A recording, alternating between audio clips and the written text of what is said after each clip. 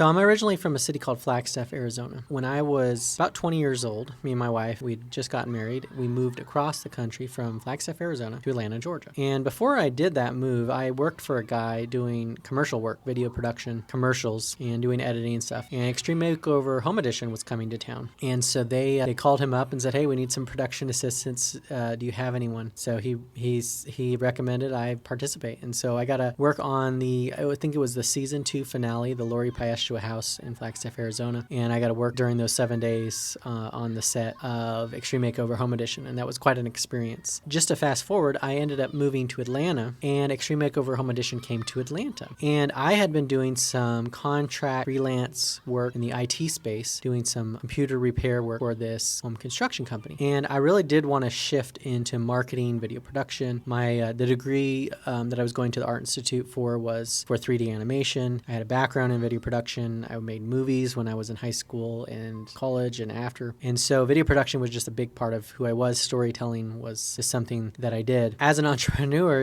I'm always thinking about how do I make the thing I want to do possible? How do I make it, a viable pathway, not just a dream that sticks in my head, but actually make it reality? So I'm someone who's constantly trying to think about how to make that transition to bridge that gap. One of the things that I wanted to do was more video production, but I didn't have a camera. I didn't have a video camera or an HD camera at the time. And back then, videos on smartphones weren't a thing. Smartphones weren't even a thing. And if you had a video camera on your phone, it was really bad.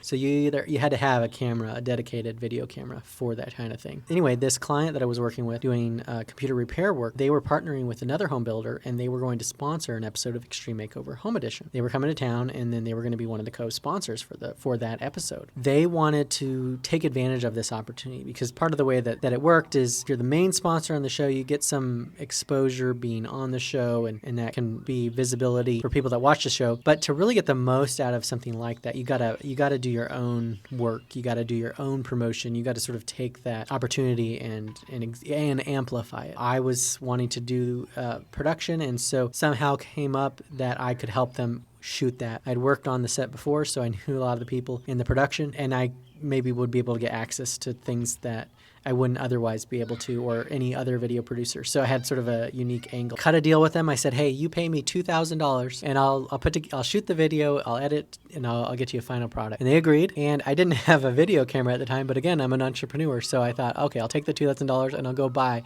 a nice professional video production camera, HD, with little mini DV tapes for those of you that are old enough to know what those are. No memory cards. You actually had a tape that you had to put in and transfer. Ended up buying that camera. It was a Sony, and that would be a camera that we would use in our company, Noodlehead Studios, Noodlehead Marketing, that we would shoot many commercials, many corporate videos, and that was how I got started. With getting the equipment I needed to shoot that particular video, I just reinvested the money I earned back into the business. In this case, it was buying a camera to be able to shoot this stuff. And then I had an example, I had an opportunity, I had a portfolio example, and I had a client, happy client. It was all around a great experience.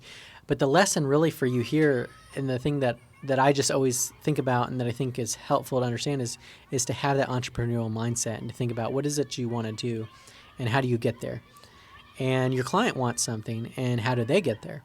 And if you can make those two things intersect, what you want and what they want, and you can make that a win-win situation, a win-win transaction where you both get something out of it, you both benefit, and in the end, you have something and they have something that helps your respective businesses continue to grow. So that was just a great opportunity. That set the stage for many of the projects that I would do after that and continue to grow my marketing company, which lasted from 2007 to 2014.